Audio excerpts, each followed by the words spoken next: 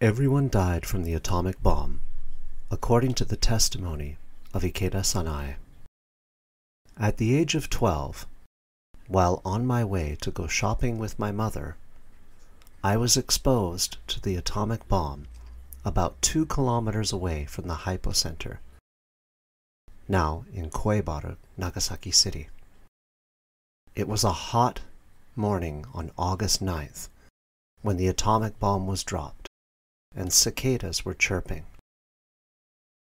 As my mother was preparing for the shopping trip, I insisted, "I really want to come with you today. Please, take me." However, my mother refused, saying, "No." Back then, it took a whole day to walk to a distant farm to buy food supplies. Since we hadn't had a proper meal for several days, she said it wouldn't be good for me to come along, as I might not be able to walk all the way. Despite that, I really wanted to go.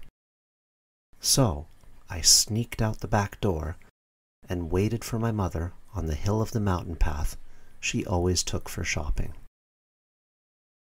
When my mother climbed up there, she said, "Well, since you've come this far, there's no helping it.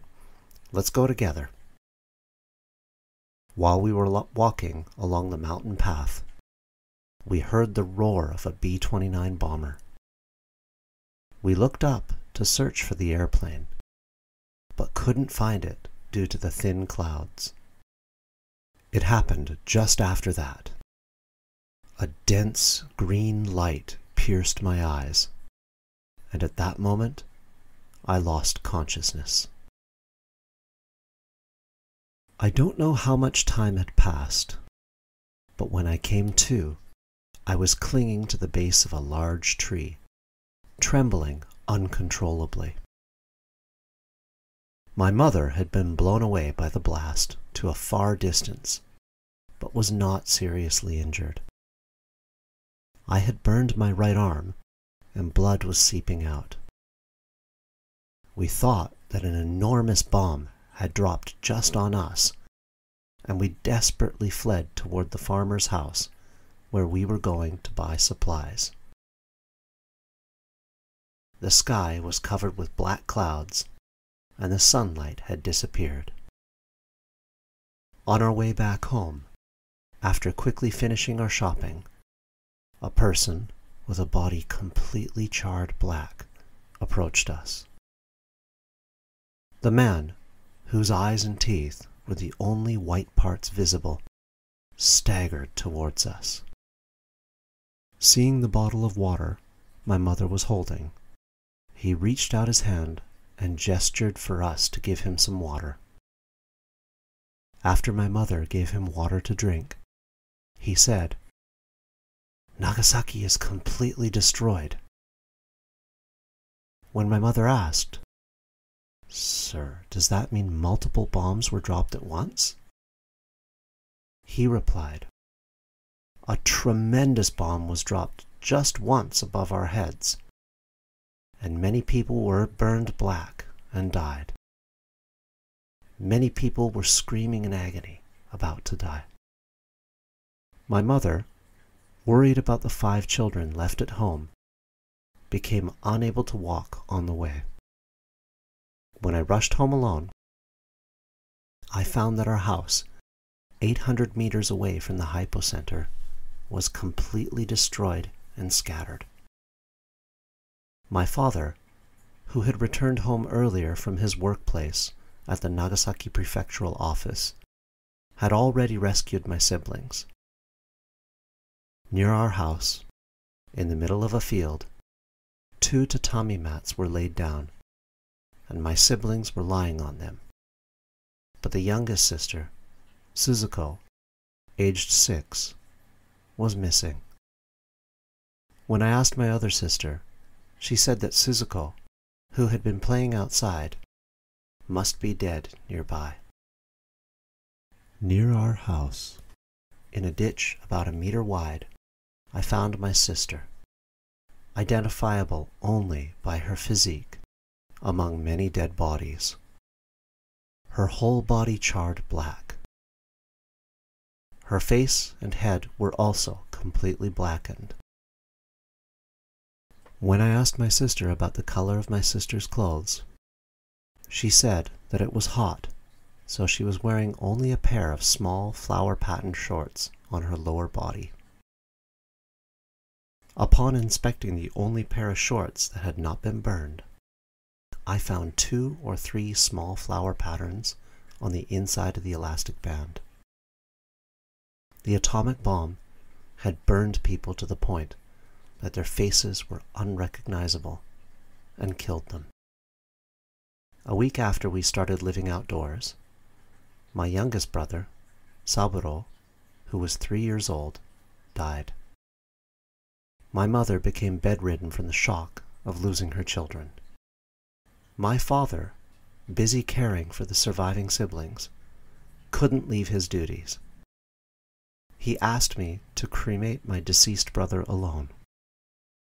At 12 years old, I had to perform the cremation by myself. I gathered small pieces of wood, dragged over a post for the last layer, placed my brother wrapped in a straw mat on top, and lit the fire from below. My brother's body made a crunching sound as it disappeared into the flames. I clasped my hands together, saying goodbye to him for the last time. The blazing flame merged with the setting sun, tinting my streaming tears red. Saburo was born on the night of the Pearl Harbor attack, starting the Pacific War, and died the day after the war ended. He was a poor brother who never lived to see a peaceful day. My father, perhaps because he saw how sad I was when I came back, did not let me attend the cremations of my other brother, sister, and eldest sister afterwards. On August 17th, my 7-year-old brother, Yoji, died.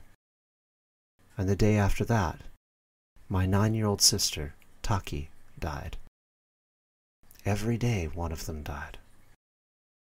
The last one alive, my 14-year-old sister, Hisako, also died the following day.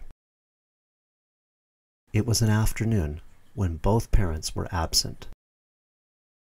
Just before my sister, Hisako, died, I saw something moving in the pond next to us. It was a red dragonfly. The red dragonfly landed on a stick in the middle of the pond. Despite the new type of bomb that had been dropped, killing all humans, animals, insects, and even plants, when I saw a living creature flying in after a long time, I felt that my surviving sister, parents, and I could live on.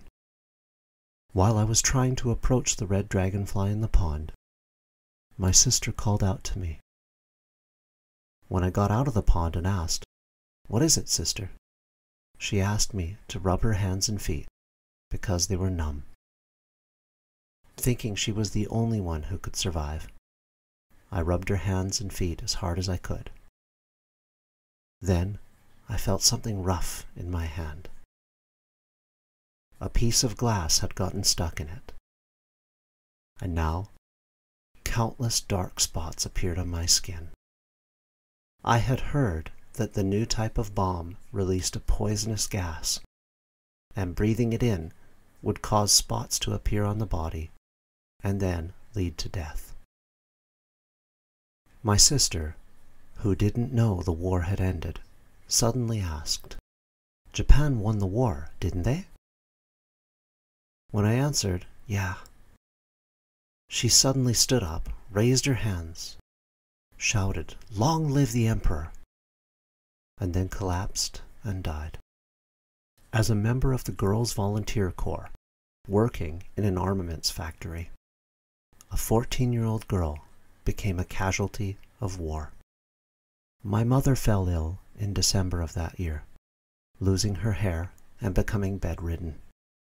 A year later, my father became blind due to high blood pressure leading to his retirement from the Nagasaki prefectural office. I had to support my family's livelihood, dropping out of middle school in my second year to work, but I could only find hard physical labor. Later, through a friend of my father, I got a job at the Nagasaki prefectural office and attended a new night high school. I graduated without missing a single day over 4 years. 10 years after being exposed to the bomb, my mother's condition worsened due to radiation sickness.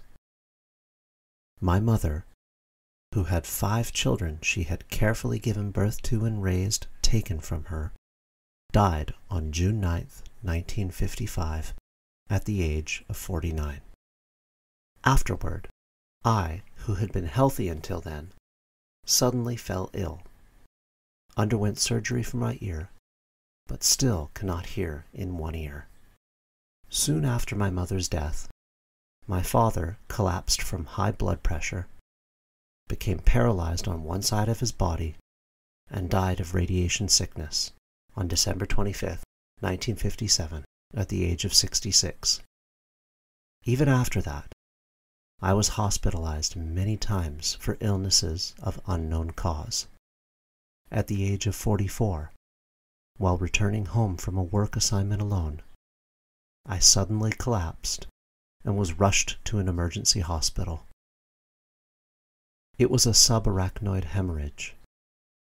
After that, I underwent surgeries for esophageal tumors and stomach cancer, always living with uncertainty about my health. I hate war. I hate atomic bombs. I hate nuclear weapons. And now I continue to share my experiences of the bombing with younger generations as part of my testimony activities. Achieving nuclear abolition will take a long time. As a living witness, I will continue to live for the abolition of nuclear weapons and for peace.